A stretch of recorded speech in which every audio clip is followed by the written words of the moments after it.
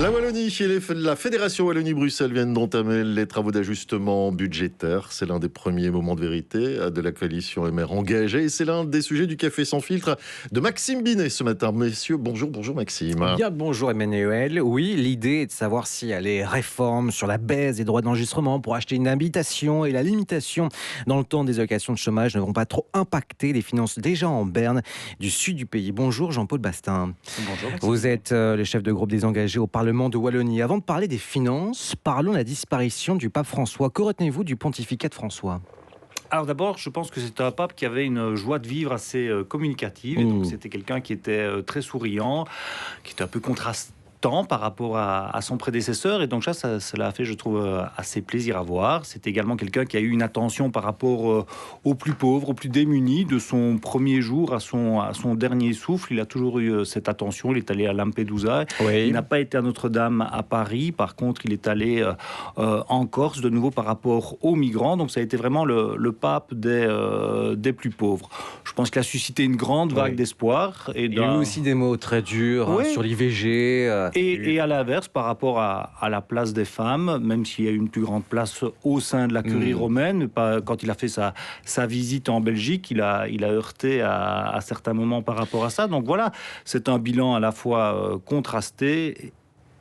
Un bilan à la fois contrasté, mais en même temps, une personne qui, je pense, était particulièrement rayonnante. Yvan Verstraet est le nouveau président des engagés. Ce nouveau président doit-il renouer avec le pilier chrétien pour les engagés ? Alors je pense que chez les engagés, ce qui est important par rapport à la foi, c'est de dire que chez nous, il y a la liberté de croire ou de ne pas croire. Et que c'est quelque chose qui est de l'ordre de la sphère privée. Et que donc il n'y a pas... Le personnalisme chrétien, c'est aussi un mouvement politique. Oui, mais ça, c'était le CDH.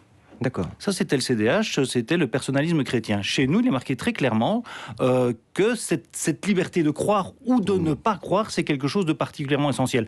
Alors, bien sûr, il y a des personnes qui sont issues, comme moi, du CDH et qui ça parle. Il y a des personnes qui nous ont rejoints parce qu'ils considéraient que la foi, c'était pas quelque chose de déterminant dans leur action politique et publique. Et donc, c'est pas un dogme, alors, le personnalisme chrétien. On ne retournera pas vers ce mouvement-là politique chez les engagés avec le nouveau président Yvan Verstraet, si je vous comprends bien. Oui. L'ajustement budgétaire a débuté en Wallonie. Le gouvernement wallon doit atterrir pour la fin de cette année. L'objectif est d'économiser 265 millions d'euros pour cette année. Est-ce que cet objectif est toujours tenable ? Oui, je pense que les ministres sont pour le moment réunis par rapport à ce conclave depuis plusieurs jours pour essayer de trouver les différentes sources d'économie. Alors ça paraît brutal, ça paraît beaucoup d'argent, mais je pense qu'il n'y a pas de choix.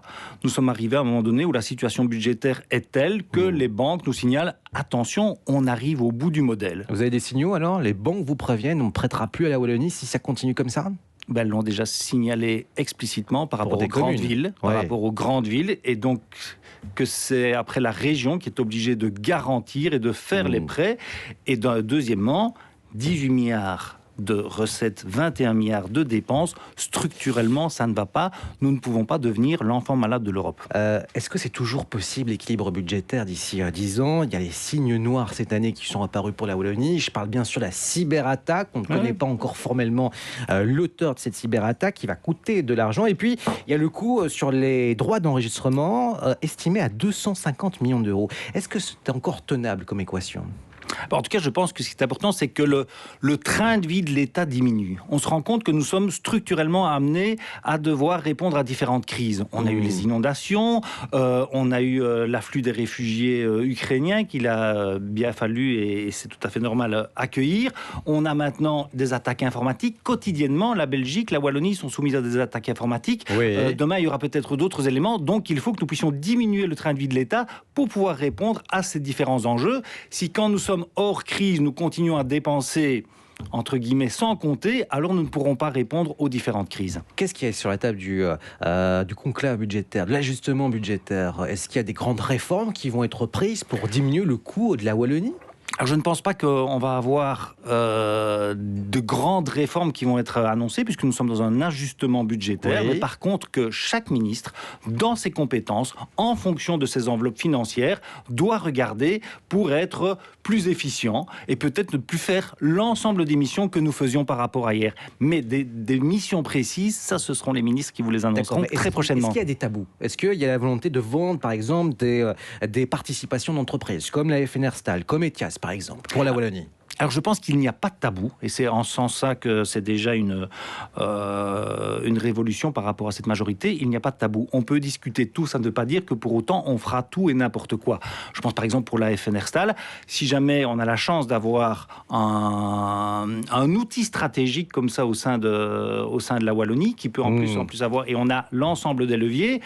Il faudrait s'assurer que si jamais on vend une partie, ce ne serait pas pour diluer cet effet stratégique et pour ne pas avoir cette poche de création d'emplois. Donc oui, pas de tabou, mais pas nécessairement juste un one-shot par rapport à des missions plus structurelles. Donc on voit que cet ajustement qui est prévu comme atterrissage pour la fin de cette semaine sera important. Alors est-ce que la Wallonie a son avenir en main?